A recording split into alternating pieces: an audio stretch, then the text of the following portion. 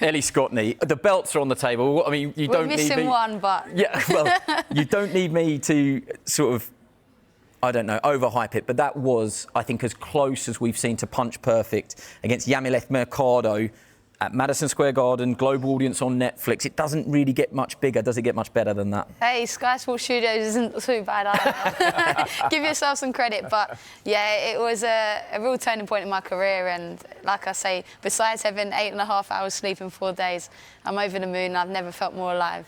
Yeah, I mean, these are some of the stills from the fight. Yamileth Mercado, bona fide, brilliant world champion in her own right. This is not some sort of showcase gimme. She hadn't been beat in 6 years, I think it was.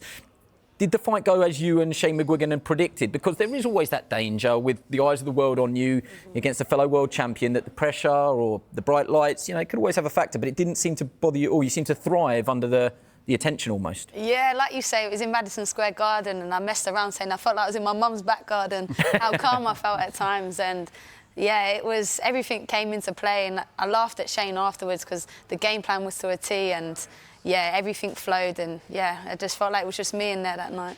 I want to give you the opportunity, but I don't want to upset you and I don't want people to think that we're trying to sort of, get emotion out of you. But that emotional post-fight interview, you spoke so beautifully and brilliantly about your friend Georgia Cardinale, Georgia O'Connor. For people that hadn't followed the story, I think her father even walked you out on the night. Sadly, we lost Georgia only a matter of weeks ago, and you dedicated that performance to her. What an absolute mark of class of you to talk about her in that moment. But did you plan that? Did you want to use that moment to speak of her?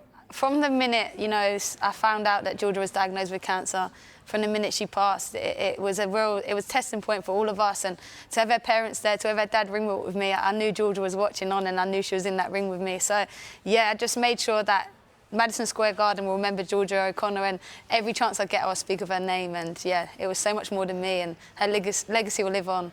Yeah, I think there is that saying that people only die when you stop talking about them, and you made sure that people are still talking about her now. It was brilliant. Thank you so much for doing that.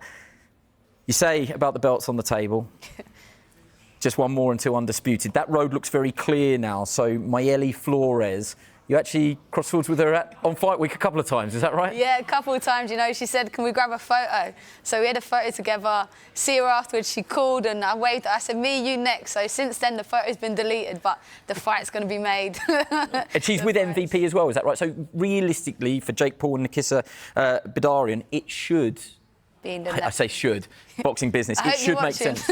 Yeah. Well, yeah. Why don't we use this opportunity? What camera can I give you? 5. This one in front of you. Yeah. Do you want to give a message to your promoters and Mayeli Flores? Can we get this fight done? First of all, thank you, MVP, Nikisa, Jake Paul, for giving me the opportunity and the platform, second of all. And yeah, there's one more belt to be collected. So Flores, WBA champion. Let's get it on.